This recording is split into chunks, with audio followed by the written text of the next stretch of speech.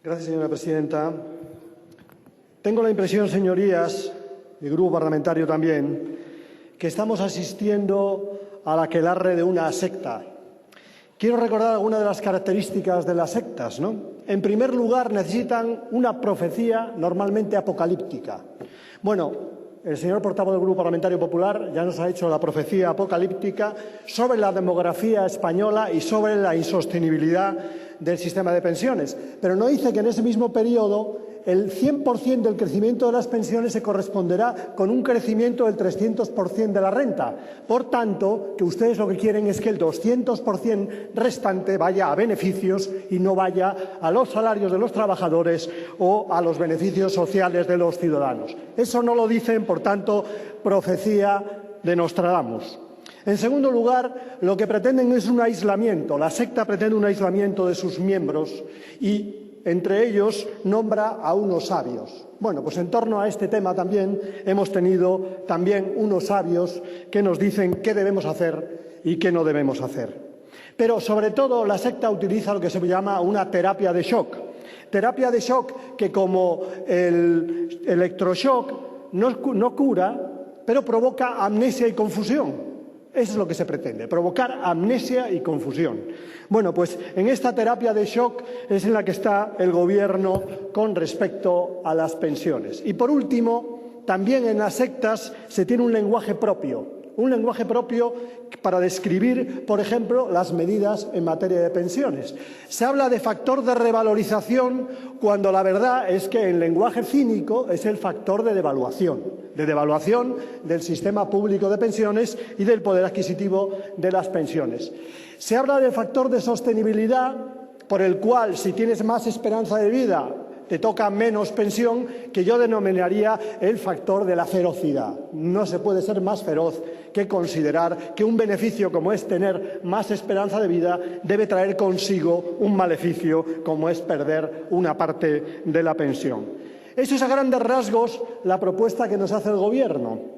Una propuesta de una organización sectaria que basa fundamentalmente sus mecanismos de coacción en una visión apocalíptica y en la reducción de los derechos y las libertades de sus miembros.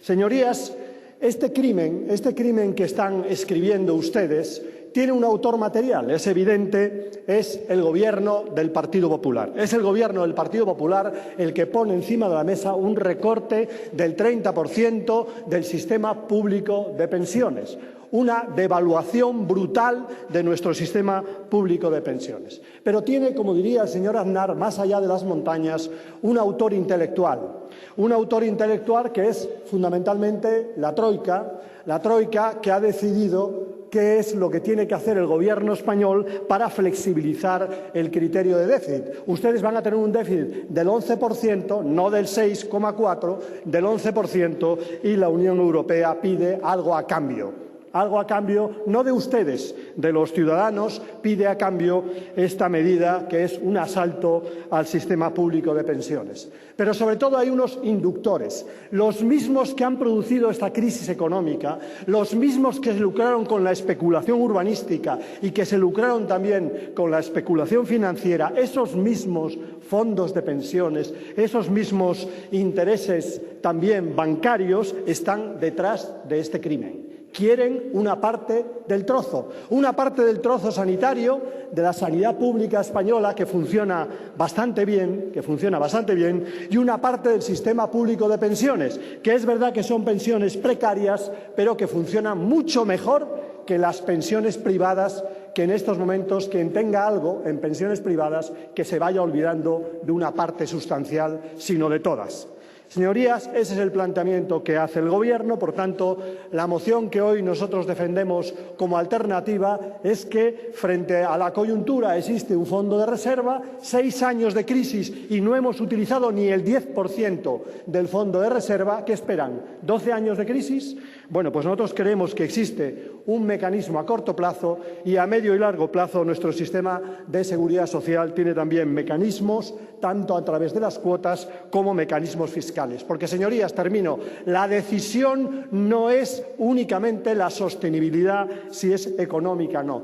La decisión es política, si este país destina una parte de sus recursos a sus ciudadanos, a la protección de sus ciudadanos y, por ejemplo, a las pensiones públicas. Decisión política que ustedes ya han tomado. No van a dedicar una parte a las pensiones públicas. Muchas gracias.